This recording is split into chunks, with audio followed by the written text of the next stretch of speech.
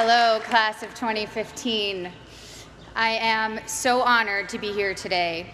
Dean Khurana, faculty, parents, and most especially graduating students, thank you so much for inviting me. The senior class committee, it's genuinely one of the most exciting things I've ever been asked to do. I have to admit, primarily because I can't deny it, as it was leaked in the WikiLeaks release of the Sony hack, that when I was invited, I replied, and I directly quote my own email, "Wow, this is so nice. I'm gonna need some funny ghostwriters. Any ideas?" This initial response, now blessedly public, was from the knowledge that at my class day, we were lucky enough to have Will Ferrell as class day speaker, and that many of us, hungover or even freshly high, mainly wanted to laugh. So I have to admit that today, even 12 years after graduation, I'm still insecure about my own worthiness. I have to remind myself today, you are here for a reason. Today, I feel much like I did when I came to Harvard Yard as a freshman in 1999, when you guys were, to my continued shock and horror, still in kindergarten. I felt like there had been some mistake, that I wasn't smart enough to be in this company, and that every time I opened my mouth, I would have to prove I wasn't just a dumb actress. So I start with an apology. This won't be very funny. I'm not a comedian, and I didn't get a ghostwriter. But I am here to tell you today, Harvard is giving you all diplomas tomorrow. You are here for a reason. Sometimes your insecurities and your inexperience may lead you to embrace other people's expectations, standards, or values. But you can harness that inexperience to carve out your own path, one that is free of the burden of knowing how things are supposed to be, a path that is defined by its own particular set of reasons. The other day, I went to an amusement park with my soon-to-be 4-year-old son, and I watched him play arcade games. He was incredibly focused, throwing his ball at the target. Jewish mother that I am, I skipped 20 steps and was already imagining him as a major league player with what his aim and his arm and his concentration. But then I realized that when he won, he was playing to trade in his tickets for the crappy plastic toys. The prize was much more exciting than the game to get it. I, of course, wanted to urge him to take joy in the challenge of the game, the improvement upon practice, the satisfaction of doing something well, and even feeling the accomplishment when achieving the game's goals. But all of these aspects were shaded by the little 10-cent plastic men with sticky, stretchy blue arms that adhere to the walls. That was the prize. In a child's nature, we see many of our own innate tendencies. I saw myself in him, and perhaps you do too. Prizes serve as false idols everywhere. Prestige, wealth, fame, power. You will be exposed to many of these, if not all. Of course, part of why I was invited to come speak today, beyond my being a proud alum, is that I've accrued some very coveted toys in my life, including a not-so-plastic, not-so-crappy one, an Oscar. So we bump up against a common trope, I think, of the commencement address, people who have achieved a lot telling you that the fruits of achievement are not always to be trusted. But I think that contradiction can be reconciled and is in fact instructive. Achievement is wonderful when you know why you're doing it, and when you don't know, it can be a terrible trap. I went to a public high school on Long Island, Syosset High School. Ooh, hello, Syosset. The girls I went to school with had Prada bags and flat-ironed hair, and they spoke with an accent I, who had moved there at age 9 from Connecticut, mimicked to fit in. Florida oranges, chocolate cherries. Since I'm ancient and the internet was just starting when I was in high school, people didn't really pay that much attention to the fact that I was an actress. I was known mainly at school for having a backpack bigger than I was and always having whiteout on my hands, as I hated seeing anything crossed out in my notebooks. I was voted for my senior yearbook most likely to be a contestant on Jeopardy, or code for nerdiest. When I got to Harvard, just after the release of Star Wars Episode 1, I knew I would be starting over in terms of how people viewed me. I feared people would assume I had gotten in just for being famous, and that they would think I was not worthy of the intellectual rigor here. And they would not have been far from the truth. When I came here, I had never written a 10-page paper before. I'm not even sure I'd written a 5-page paper. I was alarmed and intimidated by the calm eyes of fellow students who came here from Dalton or Exeter, who thought that compared to high school, the workload here was easy. I was completely overwhelmed and thought that reading 1,000 pages a week was unimaginable, that writing a 50-page thesis was just something I could never do. I had no idea how to declare my intentions. I couldn't even articulate them to myself. I'd been acting since I was 11, but I thought acting was too frivolous and certainly not meaningful. I came from a family of academics and was very concerned with being taken seriously. In contrast to my inability to declare myself, on my first day of orientation freshman year, 5 separate students introduced themselves to me by saying, "I'm going to be president. Remember I told you that." Their names, for the record, were Bernie Sanders, Mark Rubio, Ted Cruz, Barack Obama, and Hillary Clinton. In all seriousness, I believed every one of them. Their bearing and self-confidence alone seemed proof of their prophecy, where I couldn't shake my self-doubt. I got in only because I was famous. This was how others saw me. It was how I saw myself. Driven by these insecurities, I decided that I was going to find something to do at Harvard that was serious and meaningful, that would change the world and make it a better place. At the age of 18, I had already been acting for 7 years and assumed I'd find a more serious and profound path in college. So freshman fall, I decided to take neurobiology and advanced modern Hebrew literature because I was serious and intellectual. Needless to say, I should have failed both. I got B's for your information, and to this day, every Sunday, I burn a small effigy to the pagan gods of great inflation. But as I was fighting my way through Aleph Bet Yehoshua in Hebrew and the different mechanisms of neural response, I saw friends around me writing papers on sailing and pop culture magazines, and professors teaching classes on fairy tales and the Matrix. I realized that seriousness for seriousness' sake was its own kind of trophy, and a dubious one, a pose I sought to counter some half-imagined argument about who I was. There was a reason I was an actor. I love what I do. And I saw from my peers and my mentors that that was not only an acceptable reason, it was the best reason. When I got to my graduation, sitting where you sit today, after 4 years of trying to get excited about something else, I admitted to myself that I couldn't wait to go back and make more films. I wanted to tell stories, to imagine the lives of others, and help others do the same. I had found, or perhaps reclaimed, my reason. You have a prize now, or at least you will tomorrow. The prize is a Harvard degree in your hand, but what is your reason behind it?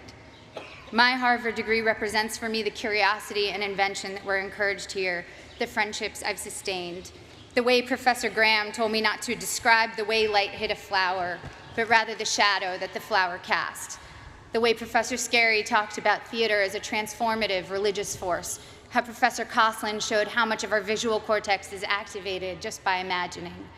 Now granted, these things don't necessarily help me answer the most common questions I'm asked.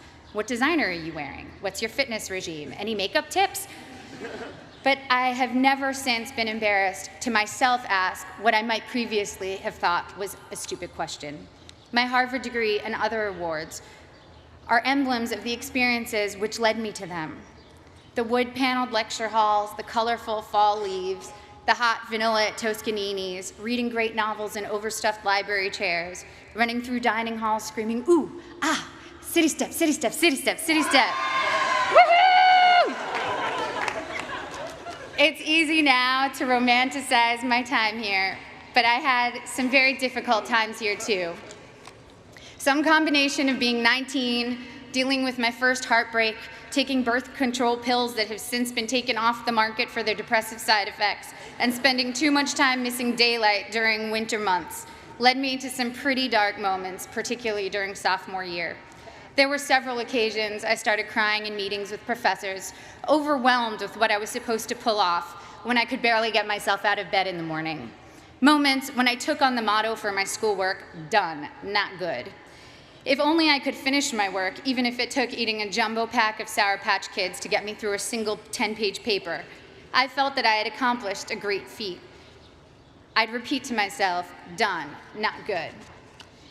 A couple of years ago, I went to Tokyo with my husband, and I ate at the most remarkable sushi restaurant. I don't even eat fish, I'm vegan, so that tells you how good it was. Even with just vegetables, this sushi was the stuff you dream about. The restaurant had 6 seats. My husband and I marveled at how anyone could make rice so superior to all other rice. We wondered why they didn't make a bigger restaurant and be the most popular place in town. Our local friends explained to us that all the best restaurants in Tokyo are that small and do only one type of dish, sushi or tempura or teriyaki, because they want to do that thing well and beautifully. And it's not about quantity, it's about taking pleasure in the perfection and beauty of the particular. I'm still learning now that it's about good and maybe never done, that the joy and work ethic and virtuosity we bring to the particular can impart a singular type of enjoyment to those we give to, and of course to ourselves. In my professional life, it also took me time to find my own reasons for doing my work. The first film I was in came out in 1994. Again, appallingly, the year most of you were born. I was 13 years old upon the film's release, and I can still quote what the New York Times said about me verbatim. Ms. Portman poses better than she acts. The film had a universally tepid critical response and went on to bomb commercially. That film was called The Professional, or Leon in Europe, and today, 20 years and 35 films later, it is still the film people approach me about the most to tell me how much they loved it, how much it moved them, how it's their favorite movie. I feel lucky that my first experience releasing a film was initially such a disaster by all standard measures. I learned early that my meaning had to be from the experience of making the film and the possibility of connecting with individuals rather than the foremost trophies of my industry, financial and critical success. And also that those initial reactions could be false predictors of your work's ultimate legacy. I started choosing only jobs I was passionate about and from which I knew I could glean meaningful experiences. This thoroughly confused everyone around me, agents, producers, and audiences alike. I made Goya's Ghosts, a foreign independent film, and studied art history, visiting the Prado every day for 4 months as I read about Goya and the Spanish Inquisition. I made V for Vendetta, a studio action movie for which I learned everything I could about freedom fighters who in other eyes might be called terrorists, from Menachem Begin to the Weather Underground. I made Your Highness, a pothead comedy with Danny McBride, and laughed for 3 months straight. I was able to own my meaning and not have it be determined by box office receipts or prestige. By the time I got to making Black Swan, the experience was entirely my own. I felt immune to the worst things anyone could say or write about me, and to whether an audience felt like going to see my movie or not. It was instructive for me to see that for ballet dancers, once your technique gets to a certain level, the only thing that separates you from others is your quirks, or even flaws. One ballerina was famous for how she turned slightly off balance. You can never be the best technically. Someone will always have a higher jump or a more beautiful line. The only thing you can be the best at is developing your own self. Authoring your own experience was very much what Black Swan itself was about. I worked with Darren Aronofsky, the film's director, to change my last line in the movie to, "It was perfect," because my character, Nina, is only artistically successful when she finds perfection and pleasure for herself, not when she's trying to be perfect in the eyes of others. So when Black Swan was successful financially and I began receiving accolades, I felt honored and grateful to have connected with people. But the true core of my meaning I had already established, and I needed it to be independent of people's reactions to me. People told me that Black Swan was an artistic risk, a scary challenge to try to portray a professional ballet dancer. But it didn't feel like courage or daring that drew me to it. I was so oblivious to my own limits that I did things I was woefully unprepared to do. And so the very inexperience that in college had made me feel insecure and made me want to play by others' rules now was making me actually take risks I didn't even realize were risks. When Darren asked me if I could do ballet, I told him that I was basically a ballerina, which, by the way, I wholeheartedly believed. When it quickly became clear in preparing for the film that I was maybe 15 years away from being a ballerina, it made me work a million times harder, and of course, the magic of cinema and body doubles helped the final effect. But the point is, if I had known my own limitations, I never would have taken the risk. And the risk led to one of my greatest artistic and personal experiences, in that I not only felt completely free, I also met my husband during filming. Similarly, I just directed my first film, A Tale of Love and Darkness, and was quite blind to the challenges ahead of me. The film is a period film, completely in Hebrew, in which I also act, with an 8-year-old child as a co-star. All of these are challenges I should have been terrified of, as I was completely unprepared for them. But my complete ignorance as to my own limitations looked like confidence and got me into the director's chair. Once there, I had to figure it all out, and my belief that I could handle these things, contrary to all evidence of my ability to do so, was half the battle. The other half was very hard work. The experience was the deepest and most meaningful one of my career. Now, clearly, I'm not urging you to go perform heart surgery without the knowledge to do so. Making movies, admittedly, has less drastic consequences than most professions and allows for a lot of effects that make up for mistakes. The thing I'm saying is, make use of the fact that you don't doubt yourself too much right now. As we get older, we get more realistic, and that includes about our own abilities or lack thereof. And that realism does us no favors. People always talk about diving into things you're afraid of. That never worked for me. If I'm afraid, I run away, and I would probably urge my child to do the same. Fear protects us in many ways. What has served me is diving into my own obliviousness, being more confident than I should be, which everyone tends to decry in American kids, and those of us who have been grade inflated and ego inflated. Well, it can be a good thing if it makes you try things you never might have tried. Your inexperience is an asset and will allow you to think in original, unconventional ways. Accept your lack of knowledge and use it as your asset. I know a famous violinist who told me that he can't compose because he knows too many pieces, so when he starts thinking of a note, an existing piece immediately comes to mind. Just starting out, one of your biggest strengths is not knowing how things are supposed to be. You can compose freely because your mind isn't cluttered with too many pieces, and you don't take for granted the way things are. The only way you know how to do things is your own way. You here will all go on to achieve great things. There is no doubt about that. Each time you set out to do something new, your inexperience can either lead you down a path where you will conform to someone else's values, or you can forge your own path, even if you don't realize that's what you're doing. If your reasons are your own, your path, even if it's a strange and clumsy path, will be wholly yours, and you will control the rewards of what you do by making your internal life fulfilling. At the risk of sounding like a Miss America contestant, the most fulfilling things I've experienced have truly been the human interactions. Spending time with women in village banks in Mexico with Finca, a microfinance organization, meeting young women who were the first and only in their communities to attend secondary school in rural Kenya with Free the Children, a group that builds sustainable schools in developing countries, trekking with guerrilla conservationists in Rwanda. It's a cliche because it's true, that helping others ends up helping you more than anyone. Getting out of your own concerns and caring about someone else's life for a while reminds you that you are not the center of the universe, and that in the ways we are generous or not, we can change the course of someone's life. Even at work, the small feats of kindness crew members, directors, fellow actors have shown me have had the most lasting impact. And of course, first and foremost, the center of my world is the love I share with my family and friends. I wish for you that your friends will be with you through it all, as my friends from Harvard have been together since we graduated. My friends from school are still very close. We have nursed each other through heartaches and danced at each other's weddings. We've held each other at funerals and rocked each other's new babies. We've worked together on projects, helped each other get jobs, and thrown parties for when we've quit bad ones.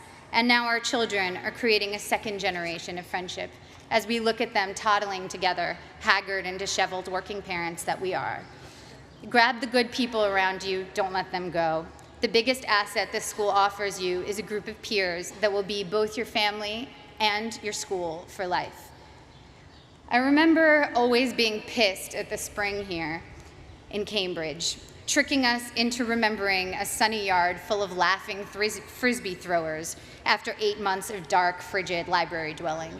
It was like the school had managed to turn on the good weather as a last memory we should keep in mind that would make us want to come back. But as I get farther away from my years here, I know that the power of this school is much deeper than weather control. It changed the very questions I was asking. To quote one of my favorite thinkers, Abraham Joshua Heschel, To be or not to be is not the question. The vital question is how to be and how not to be. Thank you. I can't wait to see how you do all the beautiful things you will do.